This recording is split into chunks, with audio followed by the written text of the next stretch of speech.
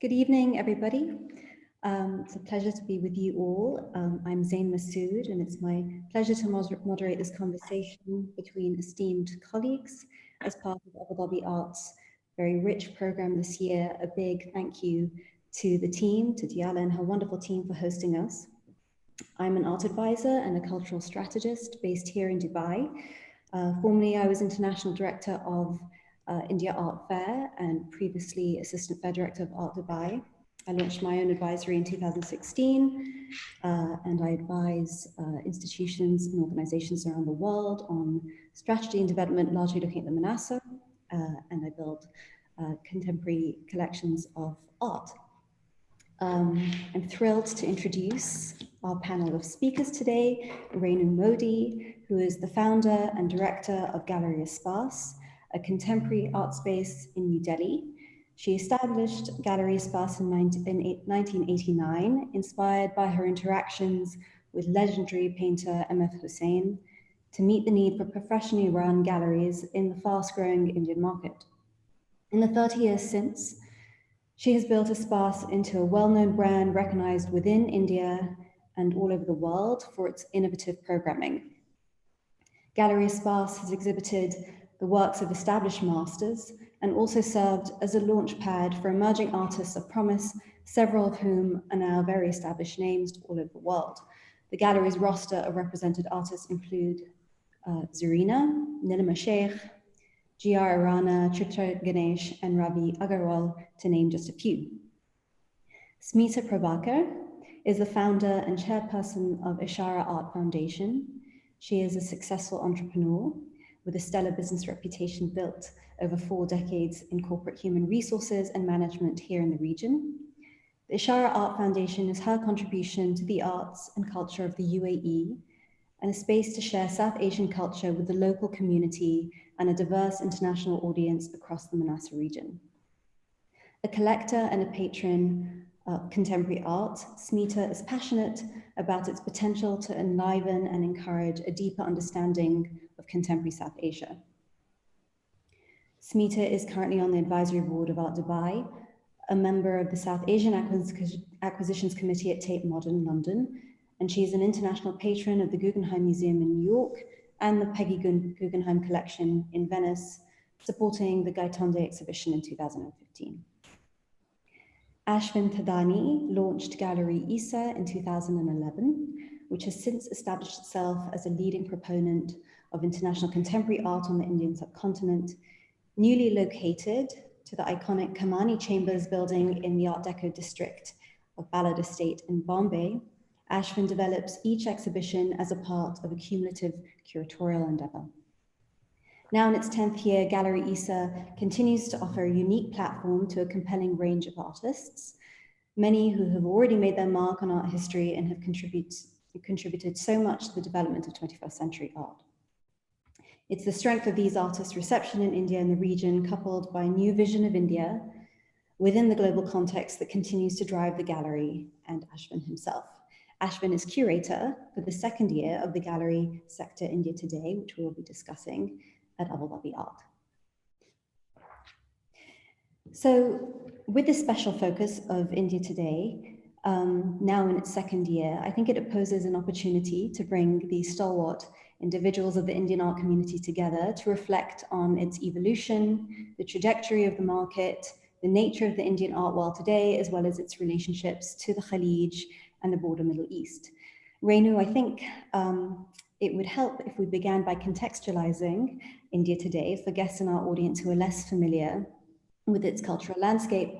And that's a whole conversation in and of itself, but we will summarize, and perhaps we can consider this through the evolution of your experience with Gallery Espace, which you established now 3 decades ago. So could I ask you what prompted you to open the gallery and what the climate was like at the time, your audiences, and the conversations around contemporary art in India, both locally and internationally? Sure. I, as a gallerist, when I opened the gallery in 1989, I really didn't have any art history background. And I was fortunate to open the gallery at the time the art market in India was just opening up. MF Hussain, as I call him Hussain Saab, he inspired me to open my gallery. And he made the gallery logo and he found out the space because he had designed my home. So 86, he designed my home, and 88, we were sitting at home and he said, why don't you open a gallery? And that's how I opened a gallery. Coming from a business family, I had no idea as really how the art business is done. And actually, to be honest, so that's how I opened my gallery with really no strategy and no agenda, because when you speak about what was the scene like that time when the art market started moving, there were why it started moving, there were two auctions that helped in creating an awareness of art. That was Sehmat, which is an art NGO in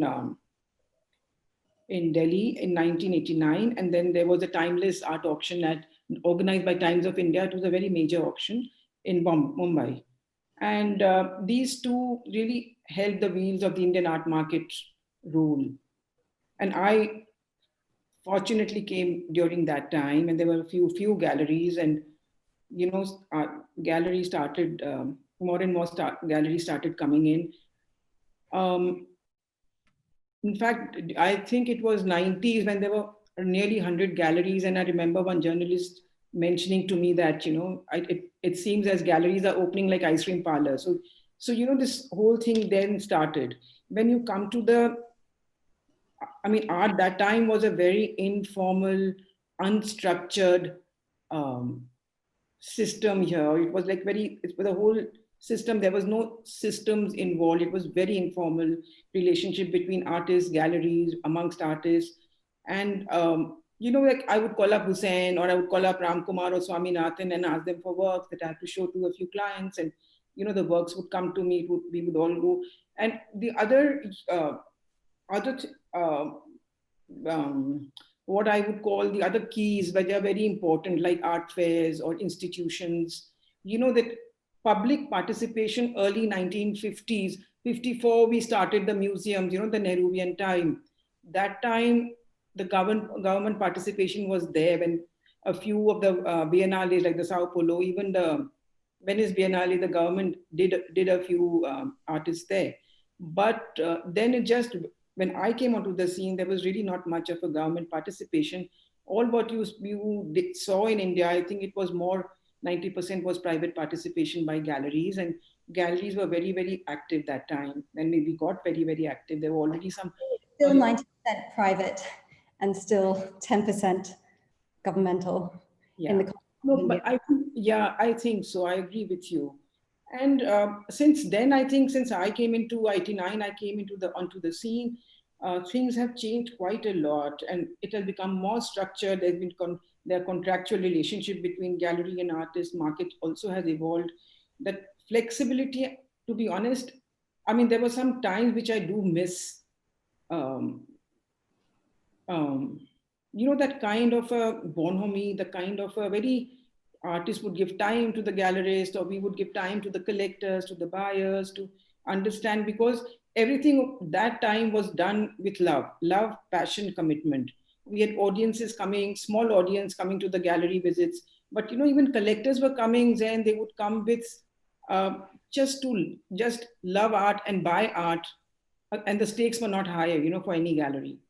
Well, would you say that, I think at least in a more recent history of art in India, there was in a way a pre-boom, pre-2008 boom, and then a sort of more, a less inflated, but perhaps healthier, more consistent period that came afterwards, where art has become more accessible. The prices have changed and sort of balanced. And of course, you're talking about the important institutional museums that came about and have remained in place, but of course now joining the ecosystem beyond external biennials like Venice, you have a local, lauded, very supported and excellent biennial in Kochi. You have the support of prominent private collectors who themselves are developing their museums.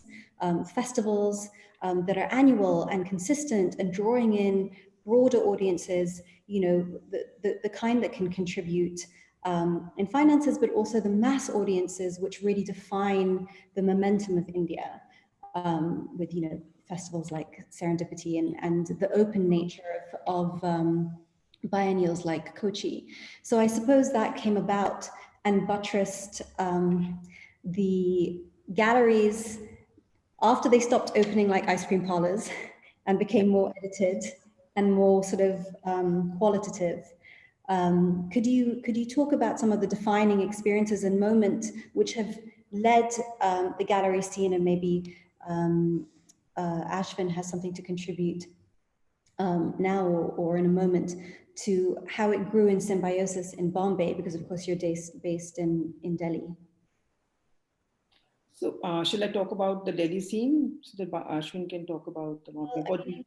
I think yes, if you could elaborate on how that sort of growing ecosystem has culminated in what the gallery scene is like in India today, now that it is, you know, really evolved and is on a par with. You know, the gallery scene now, I think all the younger galleries, the galleries like us who've been in it for a longer time, we already have a set kind of a programming. Earlier there was not much of a programming, but now, you know, galleries in Delhi or in Bombay or in Chennai, anywhere in India, now we are more focused, we have our own plans. And Delhi, I think, you know, earlier we had Devi Art Foundation, now we have Kiran Nadar Museum, which is a very, very active museum. So the audience also is increasing.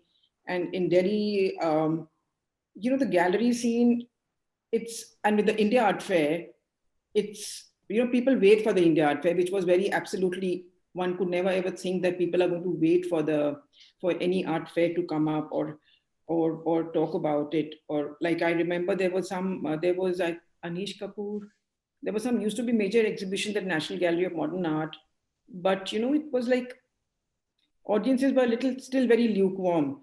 But now I think times have really changed. There were 2-3 factors which I think really, you know, like just it's this whole I think social media, this whole you know, this An urgency. Yeah, so all that has increased this vibrancy of art and Khoj was there, which again made it very, very vibrant. I think that was a very important part of the Delhi art scene, the way Kala Ghoda Festival started in Bombay. I mean, that's what I can say. Now it's becoming more and more. I mean, people say that Delhi is now, from Bombay is moved to Delhi as the culture capital of India, with the fair and with the museum on. So I think Ashwini could say more about the Bombay art scene. Well, actually, Ashwin, it would be wonderful if you would comment, but you've also chosen through your program to develop something that's very specific within the context of India, which is a international program where, you know, for the moment still, you're, you know, in spite of all your valiant efforts, that it's still a largely South Asian and Indian driven market. There is, of course, exposure in Indian curators and collectors and artists, of course, are all over the world now, and there is very much a two-way conversation and exposure and knowledge. But if that's something that you could elaborate a little bit on that choice and some of the inspirations and the challenges that have gone along with it.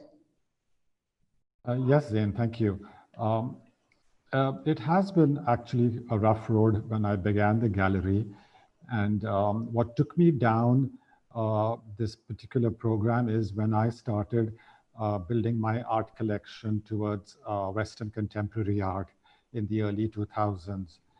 There was no plan actually on the cards to open a gallery, but I think, like Renu ji said, she got inspiration from M.F. Hussain, who literally pushed her into having a gallery. I think while I was in contact with many overseas galleries and artists, they were trying to encourage me to have a space in India, because I think all these artists are always very much inspired by Indian history, culture, art, heritage. And it took me several years to kind of for it to sink in and for me to put it together that I will launch a gallery. And this happened in 2011 when I finally did decide. And I actually did not have remotely any idea that the challenges would be that hard.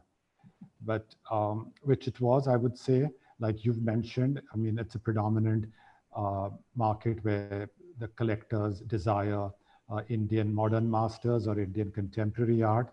And I was bringing in Western art into the country. But I think when you are on a mission and you are determined and you are passionate and you stay on, then eventually you do get rewarded and recognized both.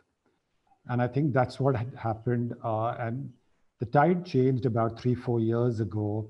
And I think I also have to pay my gratitude to having a platform at the India Art Fair. Like again, Renu ji said, that's become such an important fair, and we all wait for that once a year event.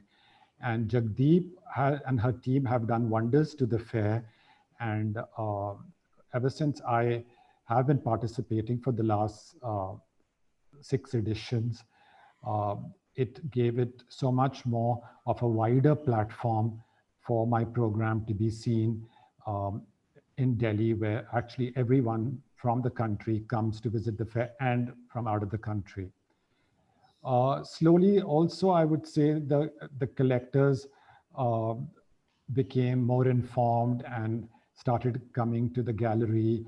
And I was slowly balancing the program with also bringing art from around the region and artists who have had some pre-recognition already in India, like British Pakistani artist Idris Khan, who joined the program in 2015, who people already knew who he was in India. And recently, French-Indian artist Nadira Hussain, and most recently, Pakistani artist living in Dubai, Maha Ahmad.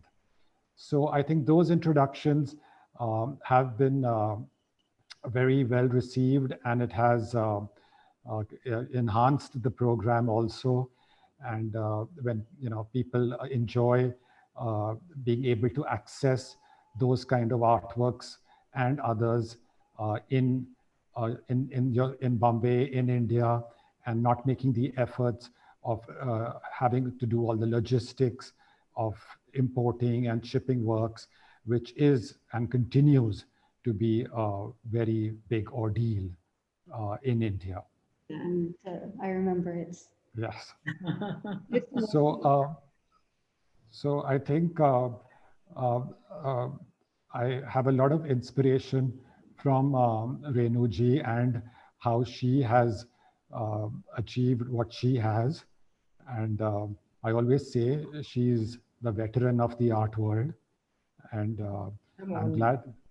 I'm glad she's also part of this Abu Dhabi team, and very happy to have a continued relationship with Abu Dhabi Art.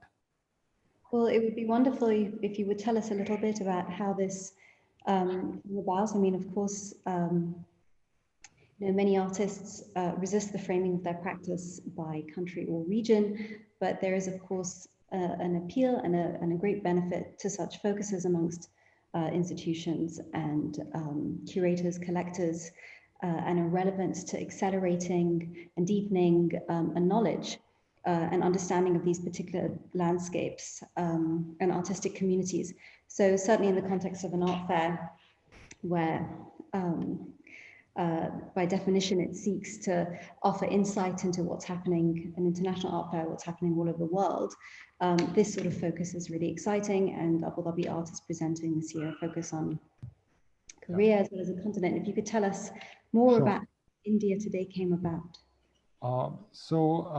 I think when Diana came on board, she came with a mission to excel the fair, which she's already done, And she reached out to me after my initial participation about this idea of having a curated section of some Indian galleries because there was very little representation of Indian galleries at Abu Dhabi Art. And I mean, art has no boundaries and as such. And I think your question was why particularly curated sections. And I think with India and the UAE, we have such close ties in relation, in proximity, and there is such a large Indian community that resides in UAE. And art builds this kind of bridge too. So Diala had all this in mind, and she wanted a group of Indian galleries to have an ongoing relationship with Abu Dhabi Art for those reasons and others. And she gave me that challenge, and I did tell her that I was not so sure whether I would succeed. But I did make my first call to Roshni Vadera, and she very gracefully agreed to come on board.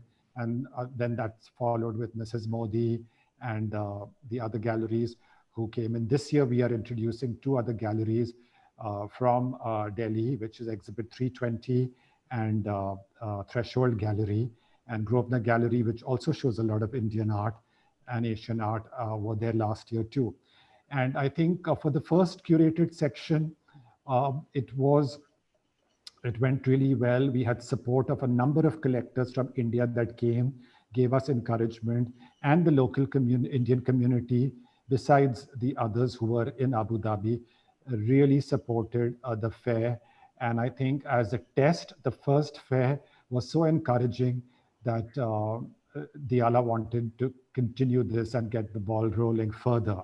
So now we are in the second year. I had the opportunity to be there Yes. but I think you're going to give us the opportunity to see what you've presented this year. Absolutely, with pleasure. So this is the booth of Exhibit 320 that's coming to Abu Dhabi Art for the first time. And Rasika, the director of the gallery, has put together some very interesting artists. And I'd like to highlight the works of Samakshi Singh, the Delhi-based artist who makes these beautiful, delicate, feminine works of thread and lace, inspired by garden and garden architecture. Samakshi had a wonderful exhibition at the Kiran Nadar Museum of Art this year during the India Art Fair, along with a group of other female artists who were each given a hall. And her presentation was absolutely fantastic. And it was wonderful that the Kiran Nadar Museum of Art bought that whole collection for the museum. So it's a great honor and a pleasure to have her works in Abu Dhabi Art. She's also an educator who has taught for 5 years at the Institute of Chicago and lectured at the Oxford University and Columbia University. I also had a chance to speak to her at the museum show, and she is such an intellectual and bright artist that I look forward to having more of her works in the coming years at Abu Dhabi Art. We also have in this stand the work of Pakistani artists based in Oxford, Saad Qureshi. Saad is another brilliant artist who makes these desolate landscapes, which is signature brick dust work, which is typically his style. And I had the opportunity of meeting him 2 years ago during Frieze, seeing a large exhibition of his, seeing an outdoor sculpture at Victoria in London. And he is another very bright artist. And this is one of his fantastic pieces at their stand. We can move to the next gallery. So Gallery Isa. Here I'd like to highlight the works of Pakistani artist, very talented artist, Maha Ahmad, now living in Dubai. Maha makes these intricate works inspired by miniature art and Japanese technique of painting. She talks about this hybrid nature and unfamiliarity in her work, which also speaks about the fact of how she resided in Tokyo for 2 years and experienced all of that. And her works have been extremely well received, and we are so excited to work with her. I'd like to highlight the works of the great Syrian-American artist Diane Al-Hadid, who Zain you're very familiar with. And it's always a pleasure to show her work. And inside the booth, we have a beautiful panel of Diane Al-Hadid, which is typically what she creates, amongst other things like large-scale sculptures.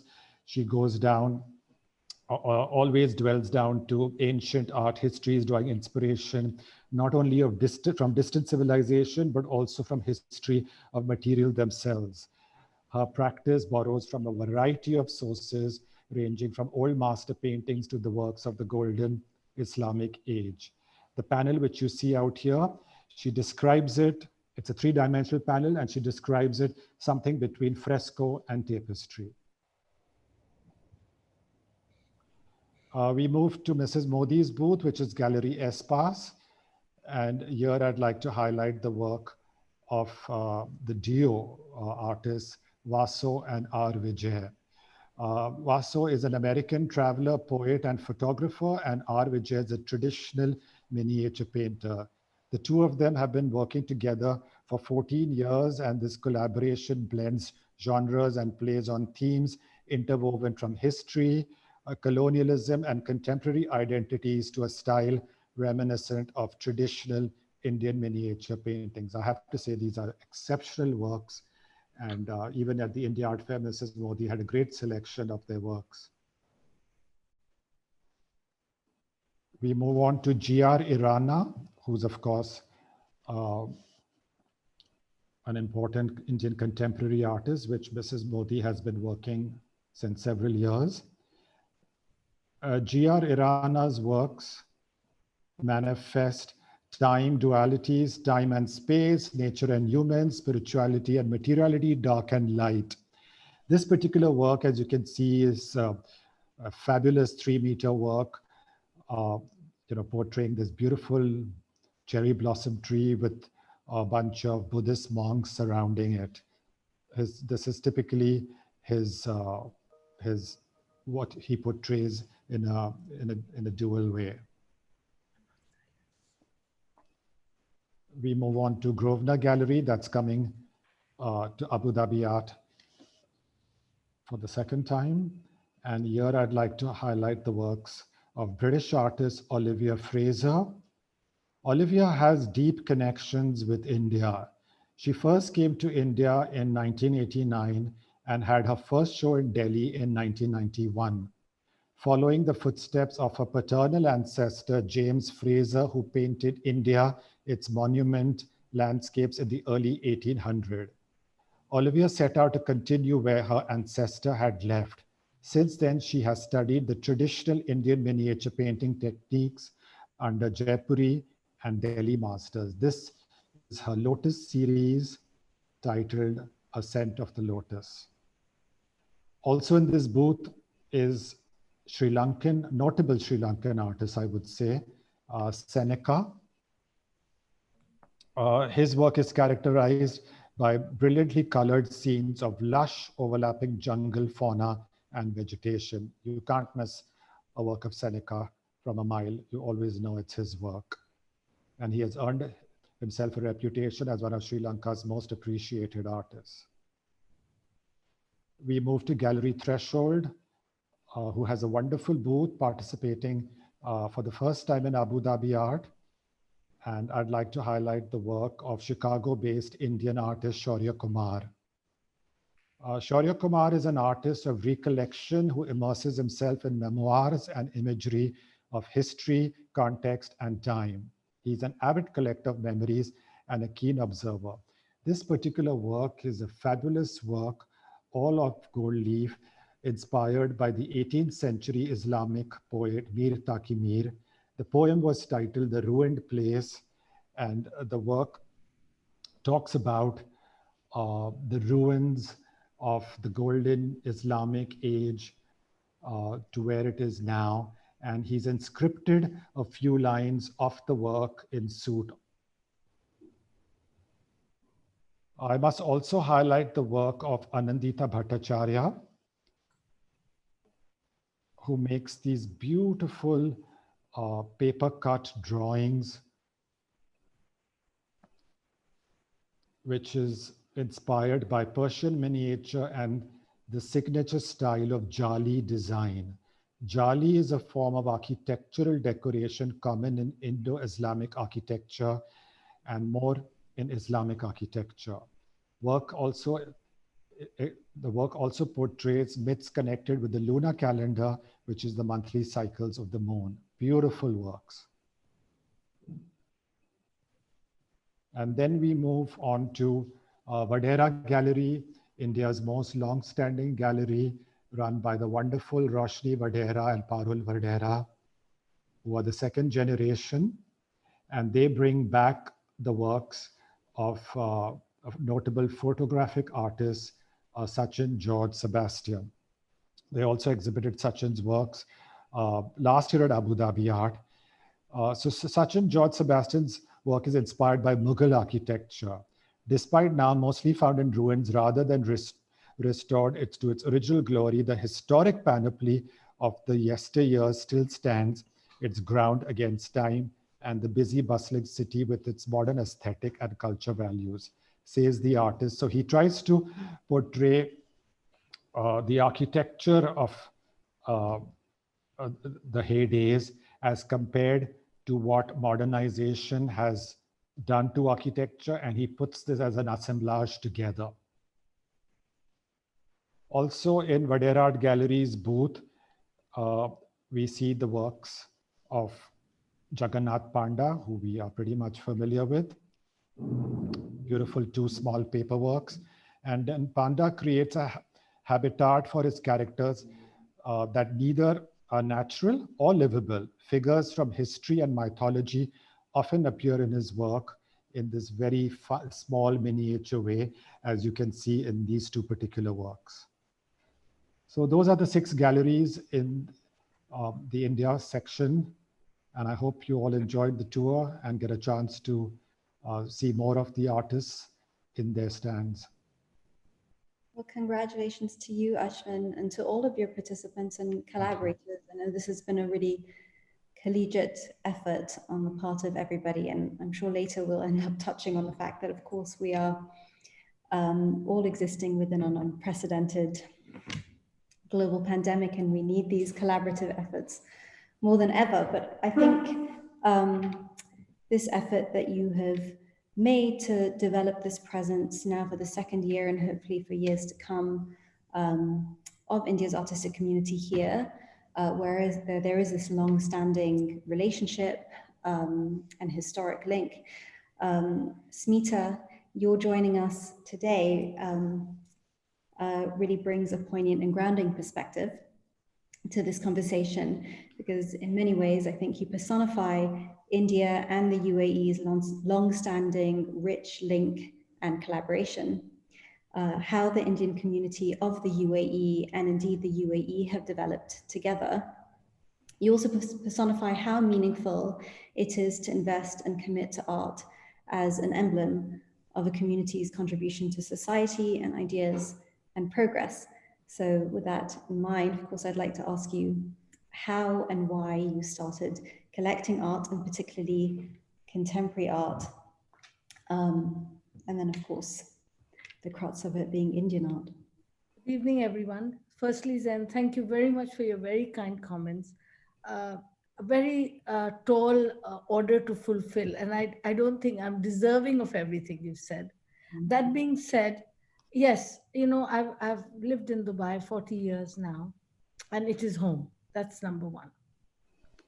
I think one is born into a family where you have an appreciation of everything that is beautiful, that's wonderfully done. It doesn't matter whether it's a piece of cloth or it's a carpet. And I grew up in such a family. So, you know, it was kind of inborn in me. So when I remember going back to Delhi in, must have been about 1985, and Renu will remember this. Dhumimal used to be in the Connaught Place in a circle. And that's where my husband and I, Ramesh and I, went and bought the first 4 pieces of art. And those were Gade and Bijan Chaudhary. 2 Bijan Chaudhary and two Gades, which I still have. I think your question about contemporary art is actually my growth as a collector, because, you know, I think we collect as we grow. When I started collecting, I was perhaps 28 years of age, and I bought 4 pieces for a small apartment that we had. As I grew as a person, and I started to understand what I actually liked, it sort of became a bit different. Also, at between the age of 30 and 40, you're very focused on a career. You know, everything else plays a secondary role. Therefore, by the time I really got to serious collecting, I feel all the best pieces of the masters and moderns had gone. I was at the tail end of a phase of having other collectors who had been trailblazers ahead of me. And I'm sure Renu will agree with that, that by the 1995 or so, all the best pieces, and that's when I started to look, and I said, well, if I want to collect, surely there are other artists that I can look at who might. And then when I started to look, I realized that my emotional sync with them, visually, emotionally, what they were portraying, actually was much closer to me as a person than what the moderns and masters were depicting. And so therein started the journey. And it's very exciting, you know, contemporary art is so exciting because you walk into a room and you don't know what to expect. And it's the unexpected that gets you every time, or gets me every time. So true. There's something also so bold about collecting what is now without the benefit of looking back on a career and a body of work, and investing and supporting artists now.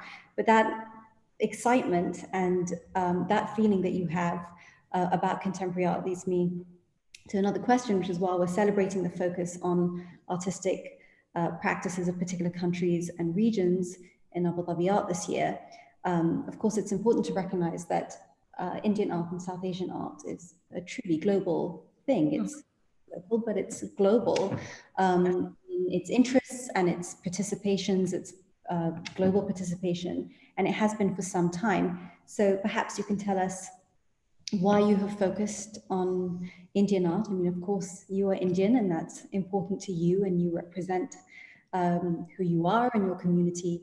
But what has and what continues to excite you and inspire you about this community of artists after all these years, and what it means to you to be collecting Indian contemporary art in an international context, particularly from your home here in the UAE of 40 years? Well, I'll answer your last question first. Firstly, I feel all the Indian contemporary artists are international. I don't see them as Indian. Yes, they are Indian by birth, but they're international. They are focused on issues that face all of us as human beings. So I don't define myself. I define myself very much as an Indian. I'm a very, very proud Indian, but I'm proud to be Indian too. But I think artists should not be defined as Indian. They should be defined as global. Because I think the number of groups that I have hosted via Art Dubai in the last 10 years must be at least 50. And when they walked in through the door, I don't think they have seen the art that is displayed in my home for the last 8 years and now at Ishara for the last 2 years as Indian. I think they've seen it as for what it is, intrinsically outstanding, intrinsically beautiful and compelling. I think that is what it is. Why did I focus on Indian art? Because that's what I knew best. That was number one. That's what I knew best. And secondly, I felt it was my duty in some way to support the country, which was the country of my birth. And I thought that was a good place to start. And I wanted to have a focus, because I think focus brings organization. Focus helps you. You know, I like many artists around the world.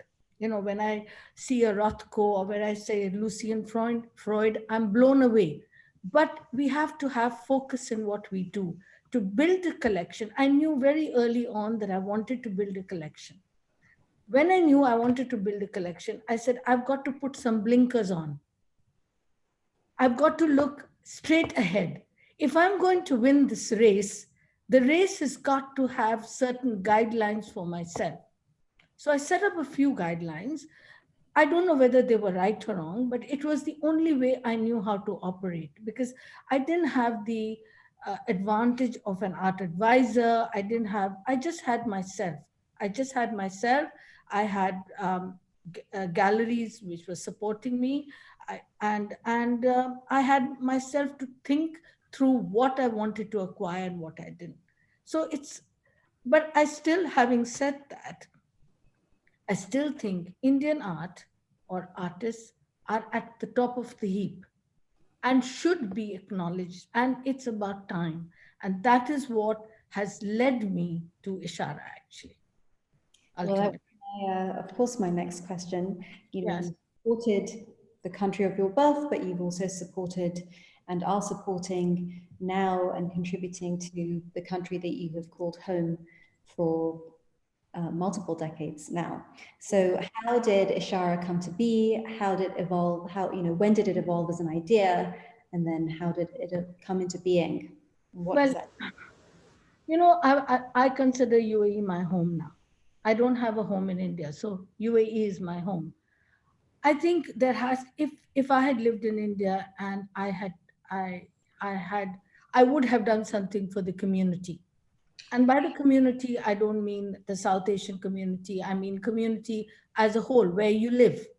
All of us have, as we get older, have to do something for the communities that we reside in. That is the first benchmark of being a giving human being. Yes. So I wanted to give back something to the community that had fostered me in everything that I've done, in helping me set up a business, in helping me run it, in allowing me the tremendous freedom that I have in this country. And I also wanted to do something that I was passionate about, because if you don't do something that you're passionate about, you can't make it a success, because it's somebody else who does the job. Then there's no use. Then you're constantly blaming somebody else and saying it didn't work because X, Y, Z didn't get it right. So the idea came to me at about 3 or 3.5 years ago. And I brought it up with my dear friend, Richard Armstrong. And Richard then said, yes, that's what you must do. You must go ahead. And we put together an advisory board and had our first advisory board meeting 2.5 years ago. And that was it. And that's where it took off. And I went to see Vilma and Abdul Momin Al-Sarkar. And we've got a very efficient partnership, and I'm most grateful to them for their help. Went to CDA, which is the Community Development Authority, and they helped us set up. And it's been hard, but the joy that I have every day from Ishara is unbelievable. It gives me a sense of real give back to what I'm doing. And that's what I want to do. Well, you've already presented several extraordinary, unbelievably rigorous and beautiful shows. And a first collaboration, a simultaneous show between Abu Dhabi and NYU. The institution at NYU and in Dubai, which was a really beautiful thing to experience, sort of drive up the road and see parts of effectively one show in two places with Amar Kanwar. Extraordinary exhibition. And we can't wait to see more of what you have in store for us. And there will be, I believe that Ishara is very open and would welcome giving digital tours to anyone who would like them at this time, who because of the pandemic can't make it. So we've just done a virtual show. We are doing virtual shows for a large number of international institutions.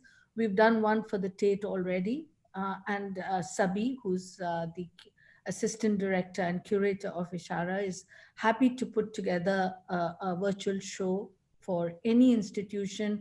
And if individuals want to come, it's a fairly large space, so there's not a lot of crowding, and you have your own space, and he would be happy to give a walkthrough to anybody who would like to call in and fix a time. Thank you, Smita. Thank you. Well, I think we have a few more minutes before we open to questions, but I think with that collaborative spirit in mind that we just touched on, and also really the collaborative spirit that India today, this focus at Abu Dhabi Art and the collaboration and the platform that Abu Dhabi Art has fostered for everybody at this time, I thought it would be interesting to highlight the other initiatives that have been fostered in India. I mean, there are many ways in which the artistic community comes together to pull audiences and pull resources. There are different art weeks that take place throughout the year in the major cities. But there was an initiative that I was following very closely earlier this year that came about very organically between galleries in India and some of the galleries here in the UAE called In Touch.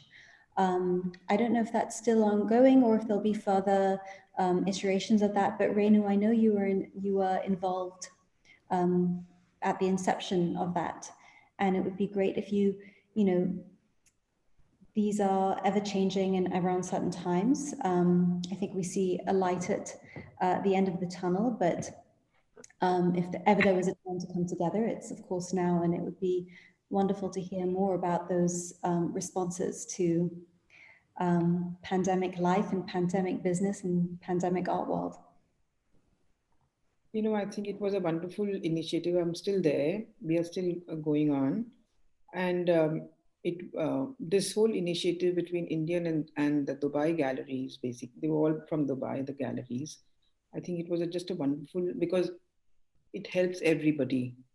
People see the Middle Eastern artists, and they did put up some wonderful shows. So 2 of them, I think, left, and 2 are still there. So, and I think first time there was an initiative like this of Indian and outside international galleries. So it's good for everybody. And it was like an online platform. And there's another one also, an online platform in India called TAP, just recently started, where there are 15 galleries.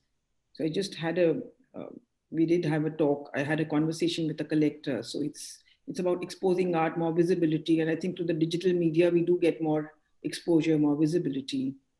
And that's what In Touch did. I mean, now I think we've already had 4 editions, and we plan to continue these in the coming future. And with In Touch also, we've had several outreach programs, of artist talks, walkthroughs in galleries, through Insta. So we've had some wonderful legacies of galleries. It's been quite interesting. And we're getting a great response. And it's increasing, the visitors also and the response also. Zain, if I could add, I had seen all the 4 In Touch, and I must say it was fabulous. It was a fabulous way to see through the pandemic, through the last 6 months, all the galleries coming together, being able to at least see what was going on in terms of the community, And I think it highlights the closeness. I mean, the obvious partners and the obvious collaborators outside of India were peers here in the UAE. Yes. It makes me, I mean, obviously for me, that's really encouraging and close to my heart, but it's wonderful that we can maintain this momentum. What Ashwin and Abu Dhabi Art and all of you who are participating here are fostering and developing, we can continue, and I hope we'll maintain its momentum throughout the year until hopefully we can meet again. Then we have 2 questions. Sorry? Then we have 2 questions in the Q&A box. Thank you. So we have a first question. Could you give a new art collector top 5 tips or more on what to look at when buying contemporary art, other than just loving the piece? So, Smita, would you like to respond to that? You know, I really, what is the name of the person who's asked? I mean, Renu, Ashwin, and Smita, you're all collectors in your own right. What is the name of the person who's asked the question? Do you have a name for the person? Noor. Noor. So Noor, I would, from my side as a collector, I would say loving the piece. Actually, if you like it the first time, go to sleep on it and think about it tomorrow, because often the piece that you like first is not the piece that you acquire, because it, you know, you have to think about a piece of artwork as something you have to live with for the rest of your life. That to me is the integral aspect of buying art for yourself. I don't know what Renu and Ashwin think, but that from me would be, you need to buy it for the rest of your life. Well, that's a very different perspective to people who buy with a shorter term view. You're a long term. 100%. I haven't sold one piece of work that I've bought. Amazing. That's so lovely, Smita. Even you kept your Gades and your other works which you kept for the first time. And we need more people like you. It's my journey. It's my journey as a collector. Sorry, Renu. No, I said you bought not as an investment, and that's so important, you know, and that's so, because that warped feeling of the market boom in India now, it's moving out, and now the younger collectors are now looking at, you know, more healthily with a healthy mindset.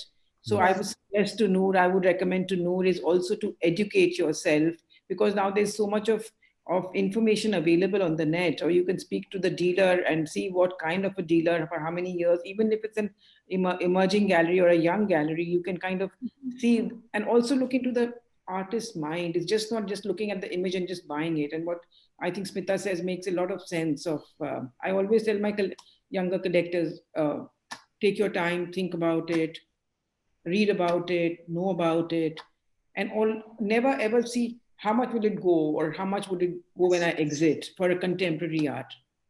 That's what I would highly recommend. Avoid the speculation. Yes, and also I think, you know, people have this whole thing about budgets. You know, they have that, that they feel that contemporary art is very expensive, but I don't think, you know, everything you can fit within your budget. You can buy a print or a drawing or a watercolor. And I also feel, sorry, Zain, I also feel that, you know, researching an artist is part of the joy of collecting. You know, before I acquire a piece of work, I actually research. You can go to the gallery, ask them for any books that have been printed. You can go online. A lot of artists now have their own websites.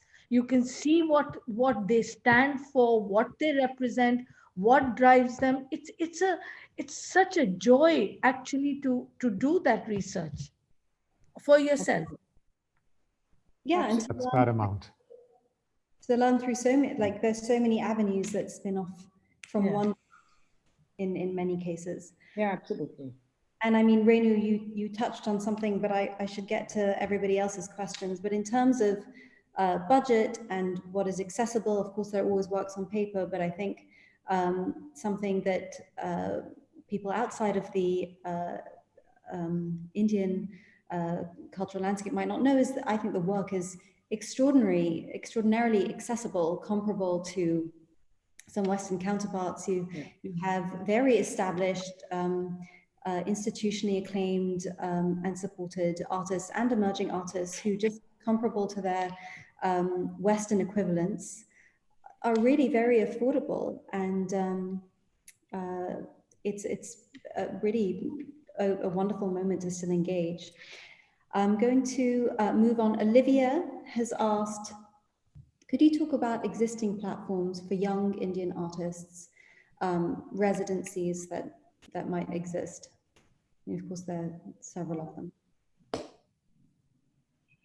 You know, there used to be Now, I really do not know with pandemic what's happening, but Sanskriti Foundation in Delhi, they were doing for, I don't think it was focused on younger artists, but it's a good residency in Delhi. And a coach is a very good one for younger artists in Delhi. Thank you, Renu. I'm going to move on to Wal Bolston. Hi, Wal. Thank you all to the speakers for a wonderful talk here. I'd like to ask Ashwin and Renu what the audience engagement has been like in this digital version of the fair. And are they seeing new gallery visitors, online gallery visitors who perhaps wouldn't otherwise have been in Abu Dhabi, getting the opportunity to connect with them? I think, if I may go, Yeah. I think I was surprised actually that there has been a fair amount of positive inquiries and sales. And I think the team at Abu Dhabi Art has made huge efforts this year for the digital version to reach out to the collector base much in advance of the fair, and you know, really put together a very high class virtual fair. And we've had some serious inquiries and some confirmations, and there are still 2 more days left for the fair. So I can definitely say that I'm happy with the results. But it's been such a joy to navigate the fair. Absolutely. Not to slight any other fair, which I have enjoyed being able to visit from my living room over the last few months, but it has been a real opportunity to navigate and anticipate scale, and I think it's been a really fantastic surrogate experience as they go. There is a comment and a question from Saloni Doshi in Mumbai. Smita, I love the way you think and the approach you have taken to your focus in your collection. Could you highlight some of the most important artists you have focused on in your collection? Thank you, Saloni, for saying that. I would not like to create criteria of the most important or not important, because as I said before, collecting has been a journey for me. It's my evolution as a person. So what I collected when I bought my first 2 pieces in 1984, pieces in 1985, was me then. And they were that important for me at that period of time. As I've grown older, and age always hopefully brings some wisdom, I've also tried to, you know, each piece reflects a time for me. And that it's very hard to say which is better. But if you ask me, my all-time favorite out of all the artists that I've collected, it would be Zarina. Because, you know, there are simple things that Zarina talks through her works, like Travels with Rani. I come from, my father was in the railways, and my first 21 years of my life before I came to Dubai was made on train journeys. A train journey from my school in Dehradun to my home in Dibrugarh, which is in the northeast part of India, used to take 4 days and 3 nights. And I've traveled all over India. I know a lot more than most people do. And when I look at Zarina's works, which is Travel with Rani, and I see her traveling with her sister, it brings back memories for me that are absolutely timeless and seamless. So how could I say that? I have to say that work would be my favorite. Or I was watching an interview with Zarina at the Hammer Museum when she had her first show when she was 72 years of age. And she said, everybody in UP sleeps under the stars in summer. And it made me remember how I knew every constellation when I was a young girl, because my father taught me. So, you know, every artist represents an aspect of my life. It's very, very hard to say which one is my favorite. Impossible. Very good. Several more questions, but we have hit the hour mark. So I think we have to give the platform over to the next panelists, but I'm so grateful to have had this opportunity to speak with all of you today. And I would also like to take the opportunity to wish Renu a happy birthday from all of us. Thank you Good so much. birthday. Thank you for sharing your birthday with us. Thank you, Zain. Plans for the rest of the evening. There are other questions which I will share with the panelists now. They'll be able to see some of them, and perhaps there'll be a way to answer them online afterwards so that everyone has the opportunity to engage with the gallerists and with Smita. Thank you so much. Thank you so much. So much to Abu Thank Dhabi. you, Zain. Much. And Thank to Thank you, everyone. Diala, Noor, Michelle, Thank you, Diala. organization. Thank you, Diala. Thank you, And, Diala. hopefully see you all at Abu Dhabi Art next year in person. Bye. Yes. Inshallah. Look forward to it, inshallah, God willing. Bye. Bye-bye. Bye-bye. Thank you. Bye-bye.